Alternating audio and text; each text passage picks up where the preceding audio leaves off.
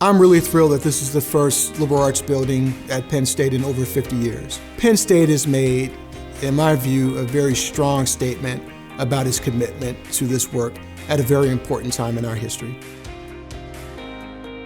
When we designed the facility, we tried to bring all these units together in a way that they can cooperate and collaborate, have their own space, but also have joint shared spaces and areas. So we're trying to create a space to bring folks together to engage, to collaborate, to work together. This building really lends itself to that. And this was part of the design, to make sure that there was an environment where people could talk across projects, across disciplines, across fields, and to really build and advance new forms of research.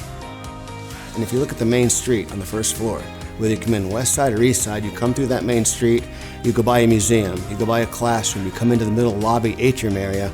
I'm really happy about the la.psu Museum of Anthropology, and my vision is that that would be a resource not just for Penn Staters, but also for the broader public. K through 12, field trips, really interesting people in the life of the liberal arts and what we do. Some of the really cool amenities in this building include the Ancient DNA Laboratory, the McCourtney Institute for Democracy, the Population Research Institute. This building becomes a hub for advancing the horizons of knowledge and research exploration from the humanities all the way through to the social sciences and the hard sciences as well. We're pursuing LEED certification. However, we may achieve a gold level of LEED certification, which is a key aspect of the project because that's not a norm on campus at all.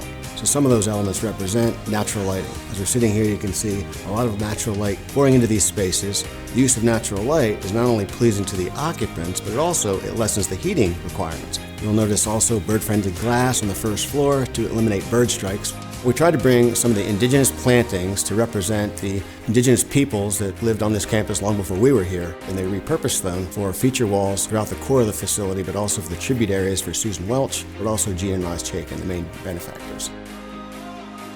On the east side, we put in place a council ring, which is something in the Iroquois nation representing law, peace, tranquility, and then adjacent to that is a white pine, which is also significant of the same that goes along with that council ring. Susan Welch was very transformative for this college. She really elevated the quality of the faculty, the quality of the graduate programs, the quality of the research. I'm very honored to have followed her in this position. I can't think of a more fitting testimony to her contributions and accomplishments.